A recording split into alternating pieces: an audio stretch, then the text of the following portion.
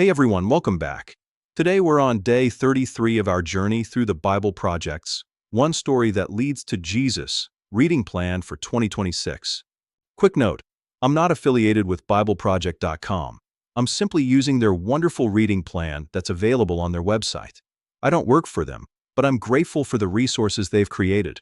We've finished Genesis and Exodus, the first two books of the Bible, and now we're continuing through Leviticus. This book might seem a little different at first, but it's packed with meaning as we see God teaching His people how to live in relationship with Him.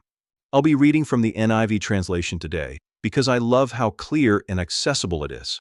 Thank you so much for sticking with me on this journey. Some chapters are long and others are short, and I really appreciate your patience as I navigate through making these videos. There's so much I'm learning as I use these tools to read God's Word, and it means the world to have you here with me. If you're enjoying this series and want to keep going through the Bible together, don't forget to hit that like button and subscribe to the channel. It really helps us reach more people who want to explore God's Word. All right, let's dive in. Clean and unclean food. The Lord said to Moses and Aaron, "Say to the Israelites, of all the animals that live on land, these are the ones you may eat. You may eat any animal that has a divided hoof and that chews the cud. There are some that only chew the cud or only have a divided hoof, but you must not eat them. The camel, though it chews the cud, does not have a divided hoof. It is ceremonially unclean for you. The hyrax, though it chews the cud, does not have a divided hoof. It is unclean for you. The rabbit, though it chews the cud, does not have a divided hoof. It is unclean for you. And the pig, though it has a divided hoof, does not chew the cud. It is unclean for you. You must not eat their meat or touch their carcasses. They are unclean for you. Of all the creatures living in the water of the seas and the streams you may eat any that have fins and scales. But all creatures in the seas or streams that do not have fins and scales, whether among all the swarming things or among all the other living creatures in the water, you are to regard as unclean. And since you are to regard them as unclean, you must not eat their meat. You must regard their carcasses as unclean. Anything living in the water that does not have fins and scales is to be regarded as unclean by you. These are the birds you are to regard as unclean and not eat because they are unclean: the eagle, the vulture, the black vulture, the red kite, any kind of black kite, any kind of raven, the horned owl, the screech owl, the gull, any kind of hawk, the little owl, the cormorant, the great owl, the white owl, the desert owl, the osprey, the stork, any kind of heron, the hoopoe, and the bat. All flying insects that walk on all fours are to be regarded as unclean by you.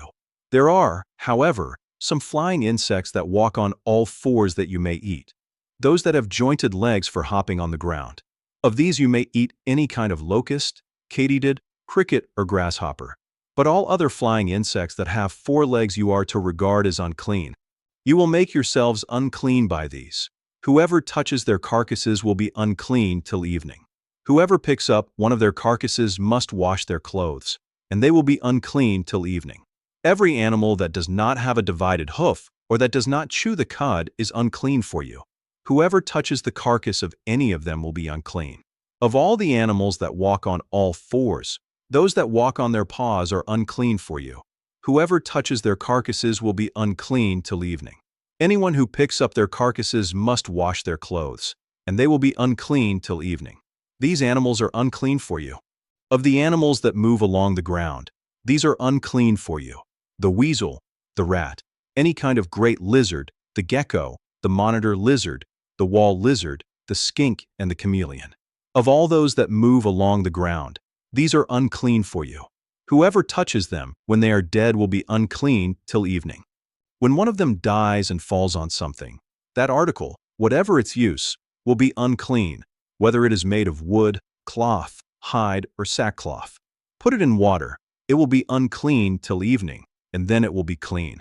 If one of them falls into a clay pot, everything in it will be unclean, and you must break the pot. Any food you are allowed to eat that has come into contact with water from any such pot is unclean, and any liquid that is drunk from such a pot is unclean. Anything that one of their carcasses falls on becomes unclean. An oven or cooking pot must be broken up. They are unclean, and you are to regard them as unclean. If an animal that you are allowed to eat dies, anyone who touches its carcass will be unclean till evening. Anyone who eats some of its carcass must wash their clothes, and they will be unclean till evening. Anyone who picks up the carcass must wash their clothes, and they will be unclean till evening. Every creature that moves along the ground is to be regarded as unclean. It is not to be eaten. You are not to eat any creature that moves along the ground, whether it moves on its belly or walks on all fours or on many feet.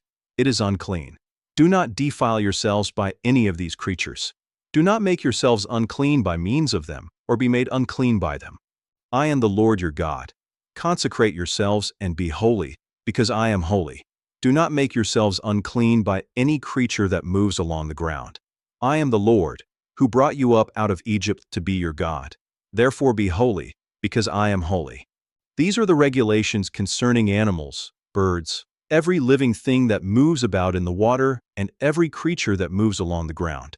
You must distinguish between the unclean and the clean, between living creatures that may be eaten and those that may not be eaten. Leviticus chapter 12. The Lord said to Moses, "Say to the Israelites, a woman who becomes pregnant and gives birth to a son will be ceremonially unclean for 7 days, just as she is unclean during her monthly period. On the 8th day the boy is to be circumcised. Then the woman must wait 33 days to be purified from her bleeding. She must not touch anything sacred or go to the sanctuary until the days of her purification are over. If she gives birth to a daughter, for 2 weeks the woman will be unclean, as during her period. Then she must wait 66 days to be purified from her bleeding. When the days of her purification for a son or daughter are over, she is to bring to the priest at the entrance to the tent of meeting a year-old lamb for a burnt offering and a young pigeon or a dove for a sin offering. He shall offer them before the Lord to make atonement for her, and then she will be ceremonially clean from her flow of blood. These are the regulations for the woman who gives birth to a boy or a girl. But if she cannot afford a lamb, she is to bring 2 doves or 2 young pigeons, one for a burnt offering and the other for a sin offering. In this way the priest will make atonement for her, and she will be clean. Leviticus chapter 13. The Lord said to Moses and Aaron, "When anyone has a swelling or a rash or a shiny spot on their skin that may be a defiling skin disease, they must be brought to Aaron the priest or to one of his sons who is a priest. The priest is to examine the sore on the skin, and if the hair in the sore has turned white and the sore appears to be more than skin deep, it is a defiling skin disease. When the priest examines that person, he shall pronounce them ceremonially unclean. If the shiny spot on the skin is white, but does not appear to be more than skin deep and the hair in it has not turned white, the priest is to isolate the affected person for 7 days. On the 7th day the priest is to examine them, and if he sees that the sore is unchanged and has not spread in the skin, he is to isolate them for another 7 days. On the 7th day the priest is to examine them again, and if the sore has faded and has not spread in the skin, the priest shall pronounce them clean. It is only a rash. They must wash their clothes, and they will be clean. But if the rash does spread in their skin after they have shown themselves to the priest to be pronounced clean, they must appear before the priest again. The priest is to examine that person, and if the rash has spread in the skin, he shall pronounce them unclean. It is a defiling skin disease.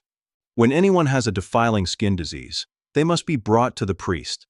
The priest is to examine them, and if there is a white swelling in the skin that has turned the hair white, and if there is raw flesh in the swelling, it is a chronic skin disease, and the priest shall pronounce them unclean. He is not to isolate them, because they are already unclean.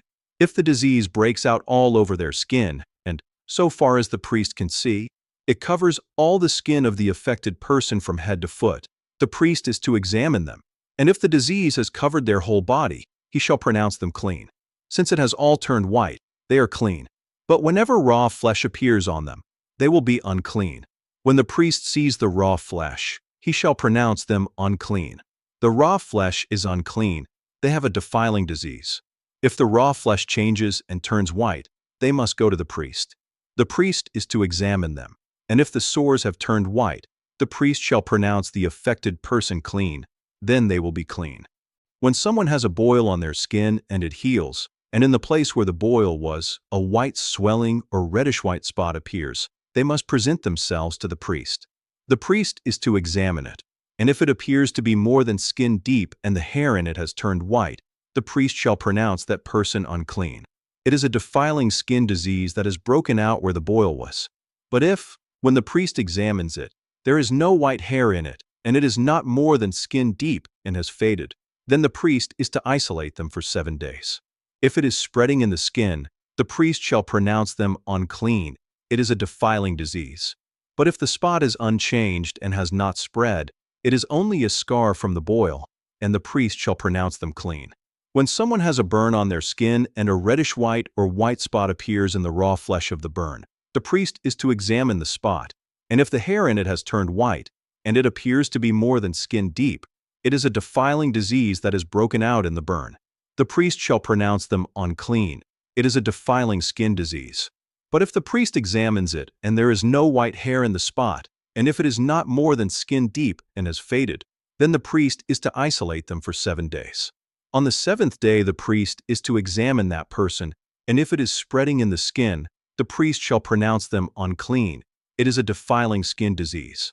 If, however, the spot is unchanged and has not spread in the skin but has faded, it is a swelling from the burn, and the priest shall pronounce them clean. It is only a scar from the burn. If a man or woman has a sore on their head or chin, the priest is to examine the sore, and if it appears to be more than skin deep and the hair in it is yellow and thin, the priest shall pronounce them unclean. It is a defiling skin disease on the head or chin. But if, when the priest examines the sore, it does not seem to be more than skin deep and there is no black hair in it, then the priest is to isolate the affected person for 7 days. On the 7th day the priest is to examine the sore, and if it has not spread and there is no yellow hair in it, and it does not appear to be more than skin deep, then the man or woman must shave themselves, except for the affected area, and the priest is to keep them isolated another 7 days. On the 7th day the priest is to examine the sore, and if it has not spread in the skin and appears to be no more than skin deep, the priest shall pronounce them clean. They must wash their clothes, and they will be clean. But if the sore does spread in the skin after they are pronounced clean, the priest is to examine them, and if he finds that the sore has spread in the skin, he does not need to look for yellow hair. They are unclean. If, however, the sore is unchanged so far as the priest can see, and if black hair has grown in it, the affected person is healed. They are clean, and the priest shall pronounce them clean. When a man or woman has white spots on the skin, the priest is to examine them, and if the spots are dull white, it is a harmless rash that has broken out on the skin. They are clean. A man who has lost his hair and is bald is clean. If he has lost his hair from the front of his scalp and has a bald forehead, he is clean. But if he has a reddish-white sore on his bald head or forehead, it is a defiling disease breaking out on his head or forehead. The priest is to examine him, and if the swollen sore on his head or forehead is reddish-white, like a defiling skin disease, the man is diseased and is unclean. The priest shall pronounce him unclean because of the sore on his head.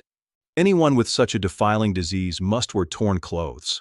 Let their hair be unkempt, cover the lower part of their face, and cry out, "Unclean! Unclean!" As long as they have the disease, they remain unclean. They must live alone. They must live outside the camp.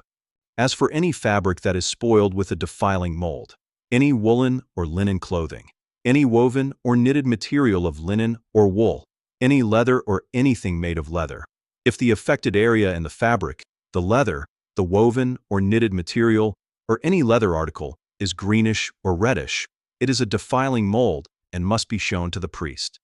The priest is to examine the affected area and isolate the article for 7 days. On the 7th day he is to examine it, and if the mold has spread in the fabric, the woven or knitted material, or the leather, whatever its use, it is a persistent, defiling mold. The article is unclean. He must burn the fabric, the woven or knitted material of wool or linen, or any leather article that has been spoiled. Because the defiling mold is persistent, the article must be burnt. But if, when the priest examines it, the mold has not spread in the fabric, the woven or knitted material, or the leather article, he shall order that the spoiled article be washed. Then he is to isolate it for another 7 days. After the article has been washed, the priest is to examine it again, and if the mold has not changed its appearance, even though it has not spread, it is unclean. Burn it, no matter which side of the fabric has been spoiled. If, when the priest examines it, the mold has faded after the article has been washed, he is to tear the spoiled part out of the fabric, the leather, or the woven or knitted material. But if it reappears in the fabric, in the woven or knitted material, or in the leather article, it is a spreading mold. Whatever has the mold must be burned. Any fabric, woven or knitted material, or any leather article that has been washed and is rid of the mold must be washed again. Then it will be clean. These are the regulations concerning defiling molds in woolen or linen clothing, woven or knitted material, or any leather article, for pronouncing them clean or unclean. That's it for today's reading. I'd love to know you were here with me. Drop day 33 down in the comments. It's so encouraging to see who's on this journey together. If you're enjoying these daily readings, please hit that like button and subscribe to the channel. And hey, if something stood out to you from today's chapters, I'd love to hear about it in the comments. Before we meet up tomorrow, make sure you read Psalm 33. It's a beautiful pause in our journey. And don't forget to turn on those notifications so you never miss a day. We're in this together all year long. See you tomorrow for day 34. Can't wait.